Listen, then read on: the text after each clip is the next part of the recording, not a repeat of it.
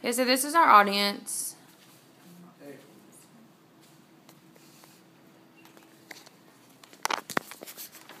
This is my outline, my speaking outline. Alright, today we're going to be talking about the development of cities. We all live in the big city of Atlanta, so you might wonder how cities came to be the way that they are today. I'm going to break this down into three parts. First, I'm going to tell you all about cities before the 17th century and the Industrial Revolution. Then we'll talk about how the Industrial Revolution changed the setup of cities. And from there, we'll talk about the perks of city life, things that have drawn people to the cities over time.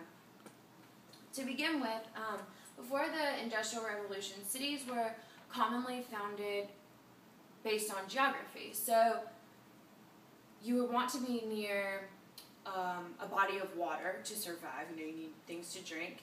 And also, you would want to be near somewhere that ports could come into. You could import goods from other places, things like fruits and vegetables that you didn't have, especially with colonialism, that you didn't have that came through trade.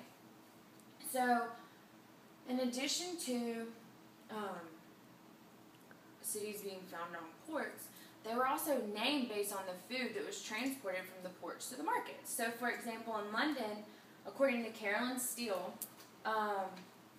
streets were named for the route of food that went on them. So if fish came in from a port and went to the market, the street was called Fish Street. And there's also a street in London called Bread Street because grain was imported to the ports and moved to the market, and that is what they named it. So cities have always been big centers of trade. For example, before the Industrial Revolution, people would come in from the countryside, farmers would sell their cattle in the city and their goods to make money and whatnot. Now that we've talked about the city before the 17th century and Industrial Revolution, let's talk about what happened after the Industrial Revolution.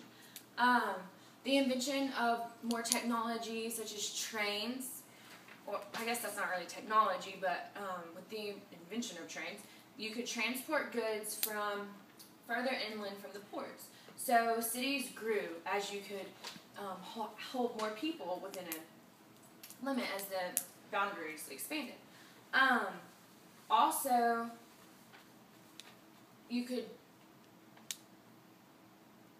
people didn't really have to take their animals into the city. They could put them on a train and send them in to sell.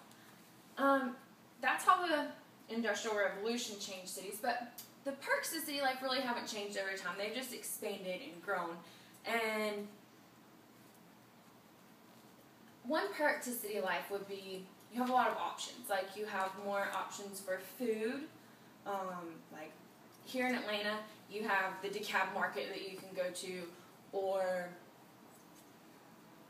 and get fresh vegetables from all over the world that are new, especially fish. They have a lot of great fish at the DeKalb market.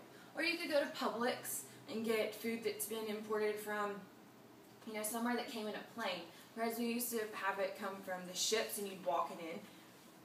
With the Industrial Revolution, they put it on trains and it would go further in. But now, you can fly it across borders. So you have a lot more options in your food. Also, a perk to city life would be opportunities. There are a lot more opportunities in careers. For example, if you're a doctor and you live somewhere like Atlanta, there's so many hospitals as compared to a rural city that only has one hospital. So there's more options for doctors and nurses to get jobs and find employment, as well as their staffs. Cities have remained big perk of cities. They're a big venue for trade.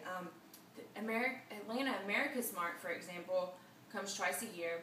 People come from all over the world to sell products that they make, and buyers come in from all over the world to buy the designers' products. So that has remained the same over time.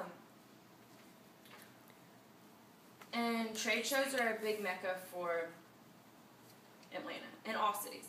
So now that we've discussed the development of cities before the Industrial Revolution, during the Industrial Revolution, and how it's changed, and the perks to city life over time, I will close just by saying that Atlanta is a great city to live in.